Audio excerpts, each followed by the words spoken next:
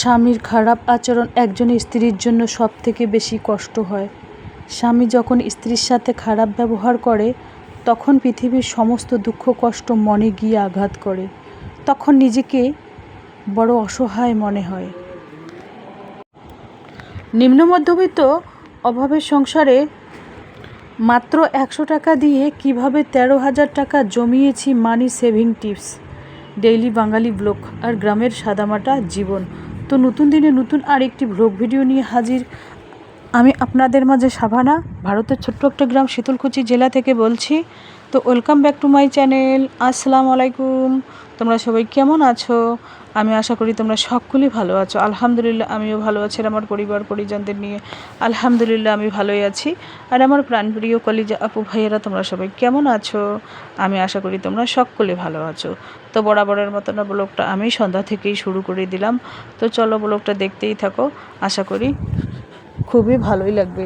আর আমার ব্লগ কিন্তু প্রত্যেকদিন বিকাল 4টায় আসে। আর আমার ব্লগের কোনো না কোনো অংশ ভালো লাগলে সাবস্ক্রাইব করে পাশে থাকবেন। আর নিম্ন মধ্যবিত্ত অভাবের সংসারে মাত্র 100 টাকা দিয়ে কিভাবে 13,000 টাকা জমিয়েছি মানি সেভিং টিপস, সেই বিষয়ে কিছু আলোচনা করব তোমাদের সামনে। তো এই যে দেখুন ডিম দেখতে পাচ্ছেন এখানে, এগুলো কিন্তু হাঁসের ডিম অর্ডার আছে, সেই জন্য একসাথে বেঁধে রেখে দিয়েছি।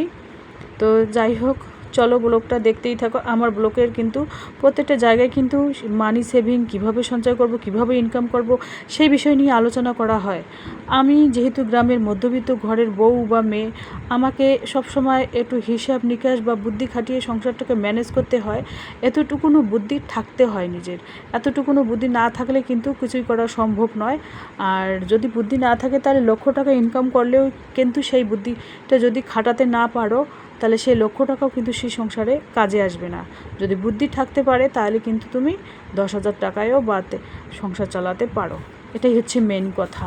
টাকা টাকা রে তোর পায়ে নমস্কার। টাকা থাকলে সব জায়গায় তোমার দাম আছে, মূল্য আছে, সম্মান আছে, ভালোবাসা আছে। অনেক আত্মীয় স্বজন তোমাকে আদর করবে, স্নেহ করবে, ভালোবাসবে। কিন্তু টাকা না থাকলে তোমার নিজস্ব লোক গা ঘেঁষে গেলেও তোমার দিকে ফিরেও তাকাবে না যে তুমি কেমন আছো, তুমি মোটা হয়েছো না শুকিয়ে গেছো, সেইগুলো খেয়াল রাখা তাদের কোনো সময় থাকবে না।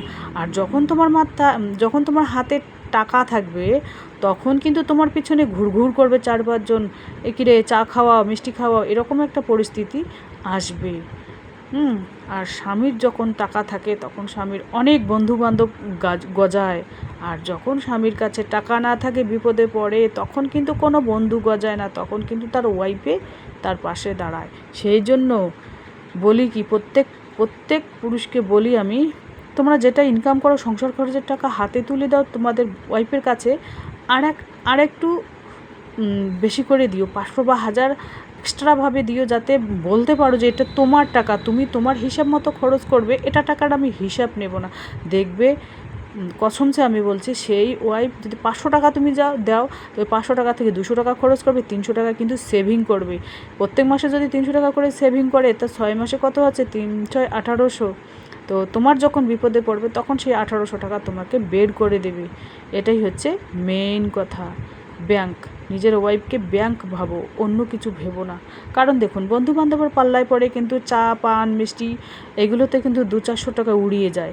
সেটা বাড়ি এসে কিন্তু তুমি কোনো দিনও আফসোস করো না। কিন্তু ওয়াইফ যদি বলে যে আমাকে 100 টাকা দাও বা 20 টাকা দাও বা 10 টাকা, না আমার কাছে নেই কোনো টাকা, তো এভাবে কিন্তু অনেক পুরুষ এভাবেই বলে, মুখের উপরে না করে দেয়, তখন কিন্তু মনটা খুবই খারাপ হয়।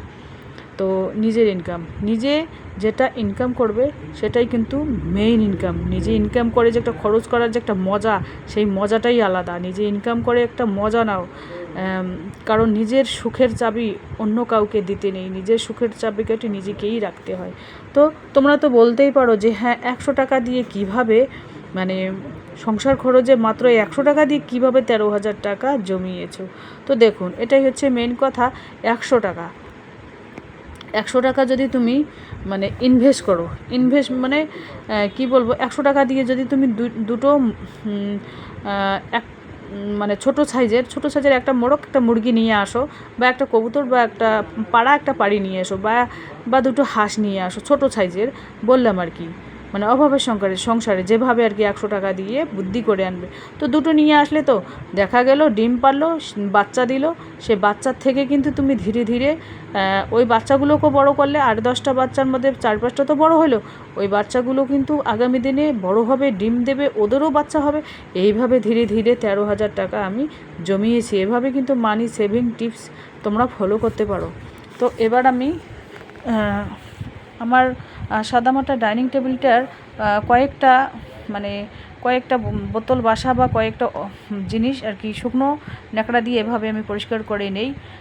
কারণ আমার ডিপ ক্লিন করার সময় নেই, কারণ আমি সবসময় ব্যস্ত রাখি নিজেকে সবসময় ব্যস্ত রাখবেন, দেখবেন অনেক সুস্থ থাকবেন, অনেক ভালো থাকবেন, 10 টাকা নাড়তেও পারবেন, চাটতেও পারবেন, আবার মনও বেশ ফুরফুরে থাকবে। আর নিজেকে যদি সবসময় ওই বিছানার মধ্যে ফেলো আর ওই সংসারের কাজের মধ্যে ডুবা থাকো, তাহলে টেনশনে ভরা একটা জীবন থাকবে। সেই জীবনটা থেকে বেরিয়ে এসো, কারণ সংসার তো সারা জীবন করতে হবে। কেউ বলে কি যে হ্যাঁ, স্বামীর সংসারে গিয়ে একটু কষ্ট হইলো তা কি, স্বামী মারলো কি হইলো, স্বামীর সাথে ঝগড়া হইলো কি হইলো, কোনো সমস্যা নেই, তবুও সুখে থাকতে হবে, মানে তবুও থাকো, সুখ হবে। আরে সুখ কবে হবে? মরার পরে কি সুখ হবে? এটাই হচ্ছে মেন কথা।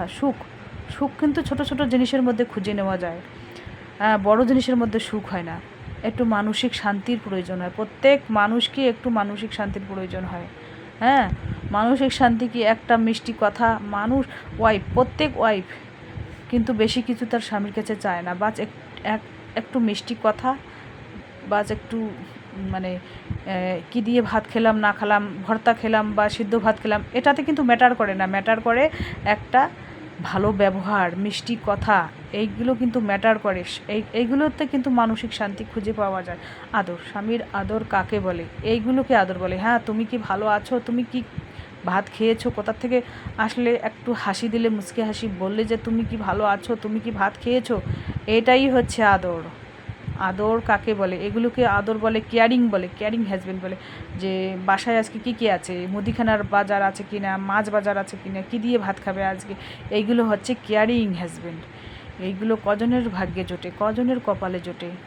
যাদের কপালে জোটে, যে ওয়াইফের কপালে জোটে, তারা কিন্তু তার স্বামীর কদর করতে জানে না। যাদের কপালে জোটে না, তারাই কিন্তু দিন শেষে চোখের পানি ফেলে।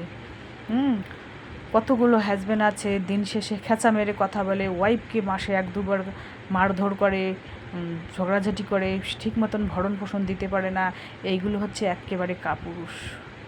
সেই জন্য বলি কি, স্বামীর কথা বাদে দিন, গ্রামের গৃহিণী হোক আর শহরের হোক, বাদে দিয়েই সংসারের ফাঁকে ফাঁকে নিজেকে ডুবিয়ে রাখুন 10 টাকা ইনকাম করার জন্য। বাস দেখবেন 10 টাকার মধ্যে 5 টাকা তুমি খরচ করবে, 5 টাকা তোমার সেভ থাকবে। তো চলো আজকে কি রান্না করতেছি একটু দেখাই। এঁচড় এসেছি মায়ের বাসা থেকে 4টা। তো পুরো একটা এঁচড় আমরা খেতে পারি না, অর্ধেক এঁচড়। কোনো দিন আলু মিশাল দিলাম, কোনো দিন সয়াবিন দিয়ে বানাবো, কোনো দিন মটন দিয়ে বানাবো, কোনো দিন পোলট্রি দিয়ে বানাবো। এরকমভাবে বানিয়ে এক এক রেসিপি বানিয়ে এই 10-15টা দিনই তো এঁচড় খেতে পারবো, বা 1 মাসই খেতে পারবো, তারপরে তো কাঁঠাল হয়ে যাবে। তো আজকে রান্না করব কি, সয়াবিন। তো ভাবছি এখানে এঁচড় দেবো। তো ছেলে আর বলে, প্রতিদিন আমাকে এঁচড় খেতে ইচ্ছা করে না, ছেলে বলে, সেই জন্য ভাবছি যে দিব কি দিব না, এটাই ভাবছি। সয়াবিনটা আমি তেল দিয়ে নুন হলুদ দিয়ে শুকনো খোলায় ভেজে নিয়ে আলাদাভাবে রেখে দিয়েছি। তারপর টমেটো দিয়ে মশলাটা কষিয়ে তারপরে আমি একটু মাখা করব। এখানে দেখতে পাচ্ছেন 2 ধরনের ভাত। আতপ চালের ভাতটা আমি খাবো, এখানে আলু শুদ্ধ দিয়েছি, মিষ্টি আলু দিয়েছি, আর উষা ধানের ভাত এক পাশে রান্না করেছি ছেলে আর মেয়ের জন্য, আর হাজব্যান্ডের জন্য, আর আমার জন্য। এটাই তো। এই যে দেখুন, আবার আজকে কি করব, সয়াবিন, এঁচড়, আলু দিয়ে করব, আর আলুর ভর্তা টমেটো দিয়ে।